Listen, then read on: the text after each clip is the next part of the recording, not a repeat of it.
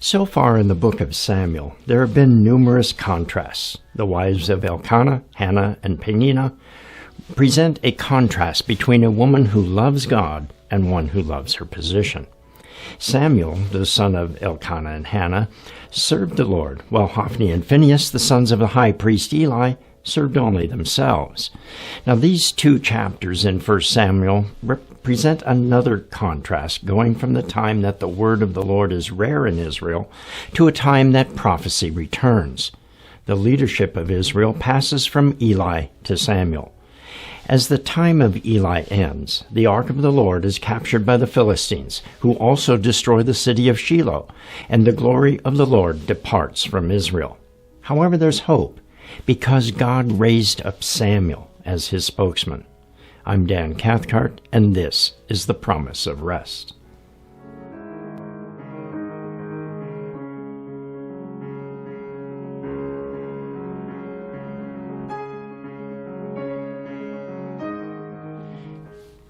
We begin with the declaration that God had removed himself somewhat from his people during the early years that Samuel ministered before the Lord. Now these were also the latter years of Eli's tenure as judge and as high priest. 1 Samuel 3, verse 1.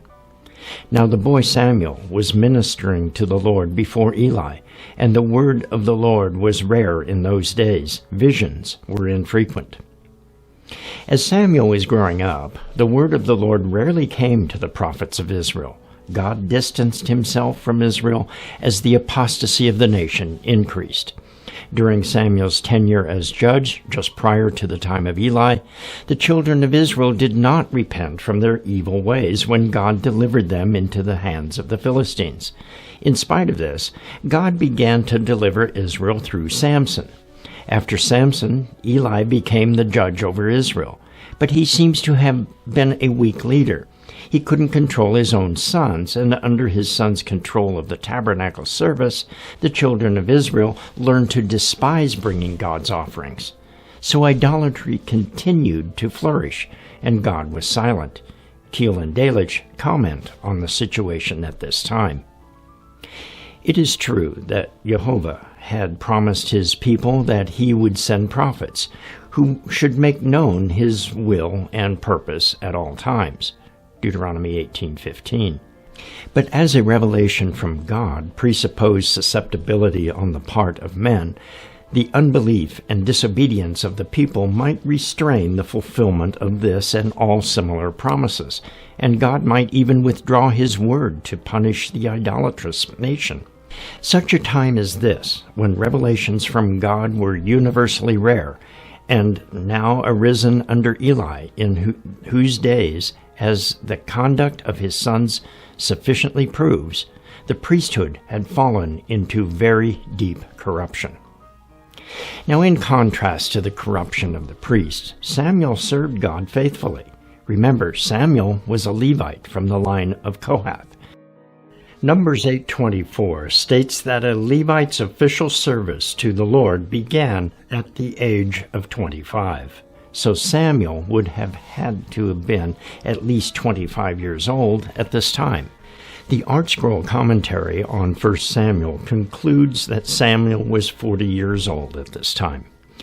According to Seder Olam and the Talmudic sources, Hannah's prayer for a child and Eli's blessing took place at the very beginning of Eli's reign as judge. Samuel was born during that year, and the events of this chapter happened nearly 40 years later. God's silence was about to change. Judgment was coming on Israel, and Samuel would be the prophet he called to deliver the message. 1 Samuel 3, 2-4. And it came to pass at that time, while Eli was lying down in his place, and when his eyes had begun to grow so dim that he could not see, and before the lamp of God went out in the tabernacle of the Lord, where the ark of God was, and while Samuel was lying down, that the Lord called Samuel, and he answered, "Here I am." So taken literally, these verses reveal that Eli was indeed very old when this occurred. 1 Samuel 4:15 repeats that Eli's eyes were so dim that he could not see, and adds the information that he was 98 years old when he died. Now these verses also tell that God called out to Samuel early in the morning, just before dawn. The imagery of sight and vision is strong in these verses. In verse 1, visions from God were rare. In verse 2, Eli's vision began to dim. In verse 3, the lamp of God had not quite gone out. Now all of this points to the spiritual darkness of the time. In Genesis 27:1, Isaac's eyes were dim when he wanted to pass the promise of Abraham unto Esau, who was not worthy of the honor. The prophets Isaiah, Jeremiah, and Ezekiel all wrote about spiritual blindness. For example, Jeremiah warns against foolish people who refuse to see. Jeremiah 5:21. Hear this now, O foolish people, without understanding, who have eyes and see not, and who have ears and hear not. The information that the lamp of God had nearly gone out implies that spiritual darkness was over the land of Israel. The Apostle John tells us in John 3:19 that Yeshua is the light who came in the darkness, but that man loved darkness more than light. The ArtScroll commentary mentions that Eli's blindness can be viewed as a punishment from God. Midrashically, this was a measure for measure punishment. Eli had turned a blind eye to his son's misdeeds, so his vision was taken away. Now, very early in the morning, out of the near darkness, God spoke to Samuel, but Samuel thought that the voice he heard was Eli calling him. 1 Samuel 3:5-8. So he ran to Eli and said, "Here I am, for you called me." And he said, "I did not call. Lie down again." And he went and lay down. Then the Lord called yet again, "Samuel." So Samuel rose and went to Eli and said, "Here I am, for you called me." He answered, "I did not call, my son.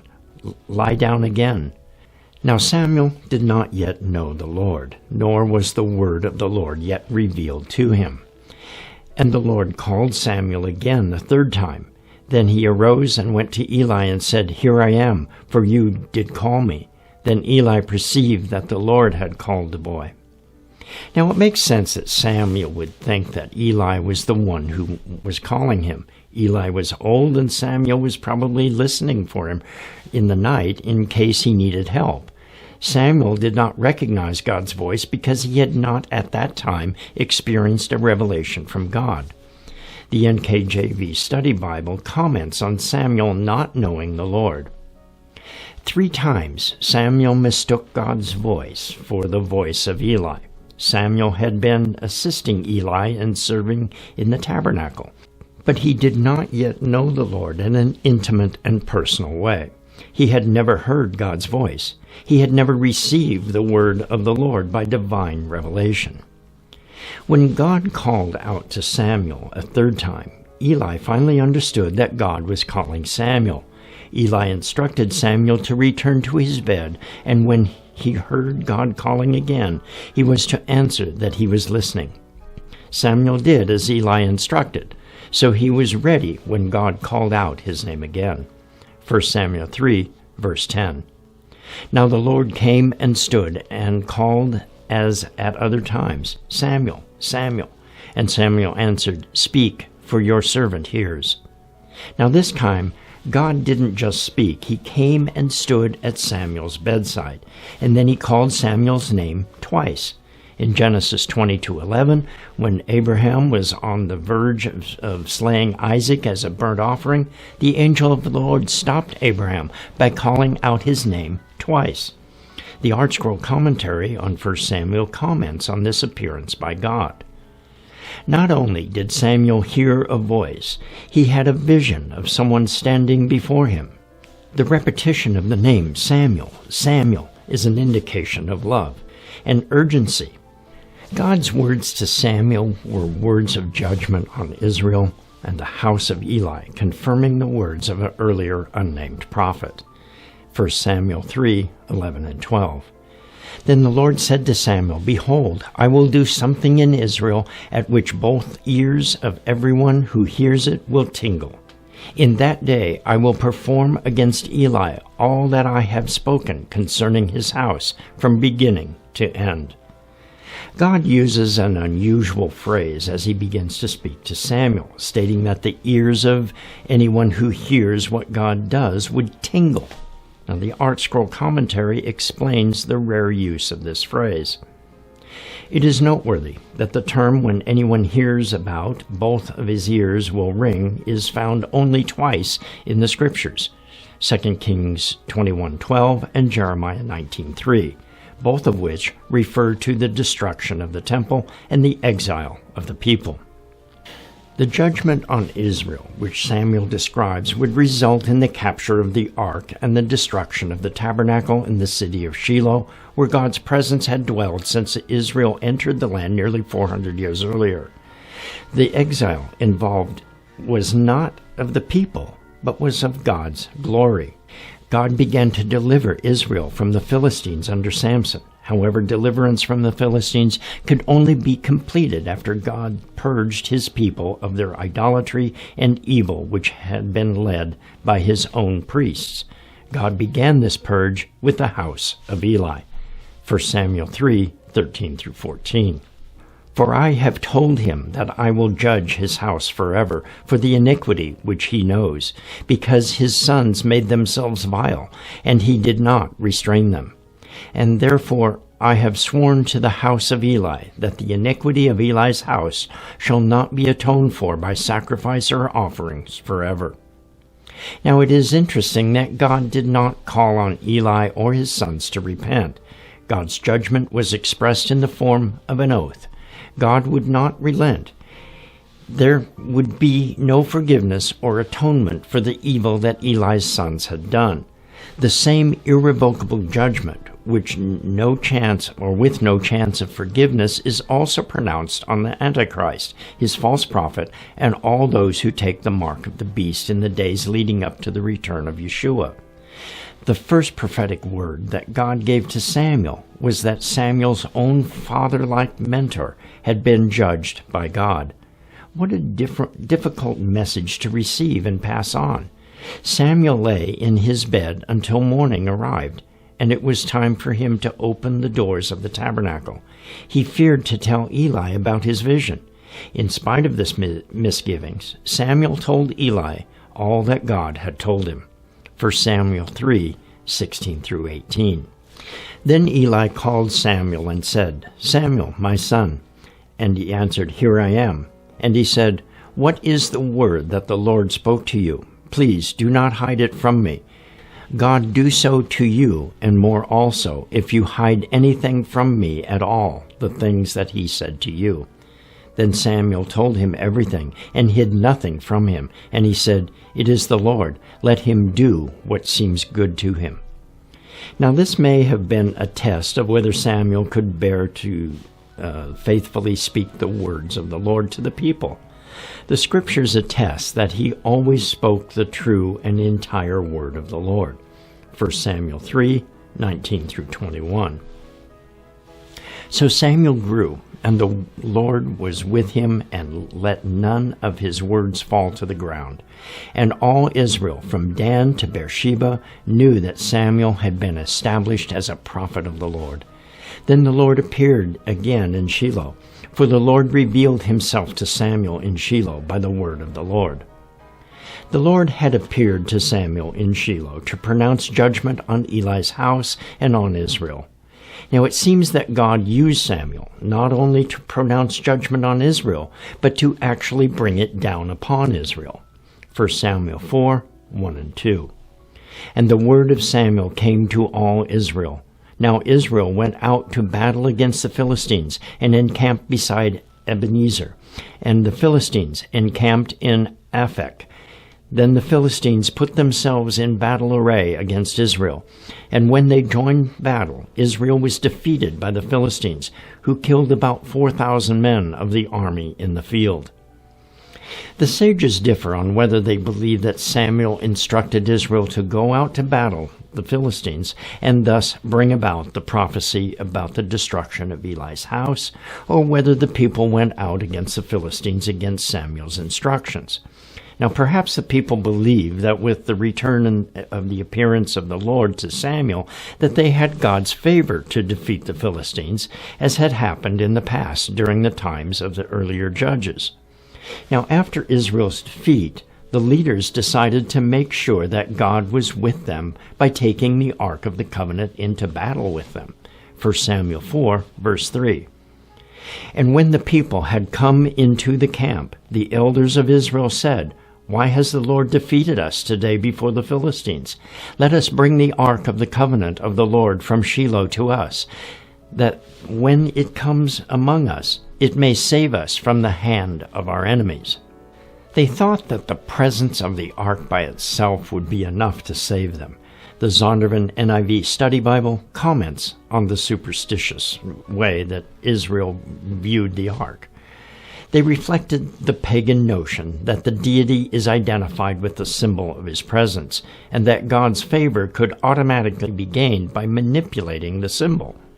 Jeremiah 7:4 warns Judah about having the same misplaced faith in a symbol when they thought that the presence of God's temple in Jerusalem would save them from the Babylonian army. Jeremiah goes on to remind Judah of the destruction of Shiloh in verse 12.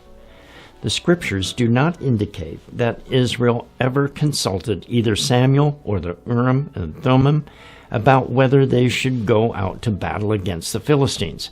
Ironically, when the people sent for the ark, Hophni and Phineas came along with it. 1 Samuel 4, verse 4. So the people sent to Shiloh that they might bring from there the ark of the covenant of the Lord of hosts, who dwells between the cherubim. And the two sons of Eli, Hophni and Phineas, were there with the ark of the covenant of God. Now the acknowledgement of God as the Lord of hosts implies that they knew that God had the power and authority to bring victory to Israel. The Israelites thought that they were bringing God's presence with them, when in reality they were bringing the idolaters with them who had caused all of Israel to sin. Now when the Philistines first saw the ark and heard the blast of the shofar, they were frightened. However, instead of running away, as had happened in the past when God showed up to battle, the Philistines rallied, defeated the Israelite army, and sending it into disarray, and they captured the ark of God. 1 Samuel 4, 10 through 11.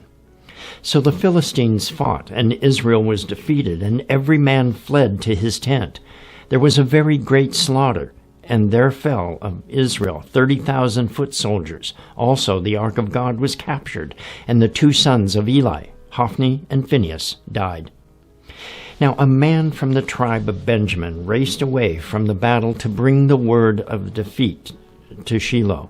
He tore his clothes and put ashes on his head as a symbol of grief.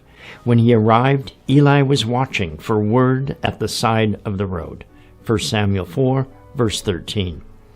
Now when he came, there was Eli, sitting on a seat by the wayside, watching, for his heart trembled for the ark of God. And when the man came into the city and told it, all the city cried out. The man came to Eli and told him all that had happened. 1 Samuel 4, 17 through 18. So the messenger answered and said, Israel has fled before the Philistines, and there has been a great slaughter among the people. Also, your two sons, Hophni and Phineas, are dead, and the ark of God has been captured. Then it happened, when he made mention of the ark of God, that Eli fell off the seat backwards by the side of the gate, and his neck was broken, and he died. For the man was old and heavy, and he had judged Israel 40 years. Eli, who had been concerned about the fate of the ark, fell off his seat when he heard that the ark had been captured. Although he had not restrained the evil of his sons, his heart was concerned for God and all Israel. The prophecy that Eli's two sons would die on the same day that distress would come to the dwelling place of God was fulfilled. On the same day, Phinehas's wife went into labor, apparently permanently, when she heard the outcome of the battle. 1 Samuel 4, verse 19. Now his daughter-in-law, Phinehas's wife, was with child, due to be delivered, and when she heard the news of the ark of God was captured, and that her father-in-law and her husband were dead, she bowed herself and gave birth, for her labor pains came upon her. The Hebrew of the phrase, her labor pains came upon her, is literally, her labor pains had turned against her. The birth did not go well. After her son was born, she knew she was dying. The woman who attended to her tried to comfort her with the news that she had a son, but she didn't pay attention to them. She knew that an event of great importance had occurred. She named her son as a reminder that the ark of God had been captured. 1 Samuel 4, 20 and 22. And about the time of her death, the woman who stood by her said to her, "Do not fear, for you have borne a son." But she did not answer, nor did she regard it. Then she named the child Ichabod, saying, "The glory has departed from Israel," because the ark of God has been captured, and because her father-in-law and her husband. And she said, "The glory has departed from Israel, for the ark of God has been captured." Her faith stands in contrast to that of her husband Phinehas's idolatry. Her greatest regret was not the death of her husband or even her own death, but it was the glory of God had departed from Israel because the ark of God had been captured. The scriptures relate the deaths of Eli and Phinehas's wife back to back, and as such must be considered together. The deaths of these people of faith underscore the departure of the glory of God from Israel.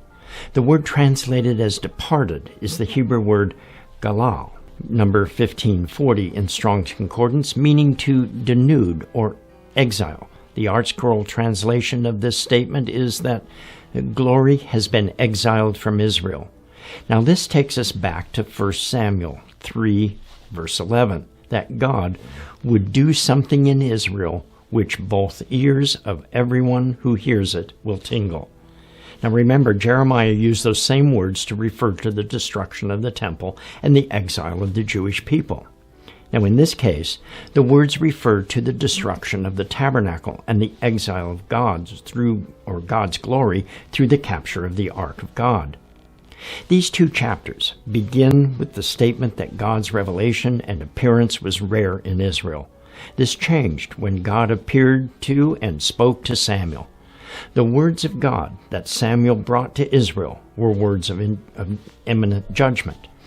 Even God's glory would depart from Israel in this judgment. However, this exile would not last long. The ark would return to Israel, and God would continue to speak through Samuel. Then, finally, God would deliver Israel from the Philistines. I'm Dan Cathcart for Moed Ministries International. Shalom and be blessed.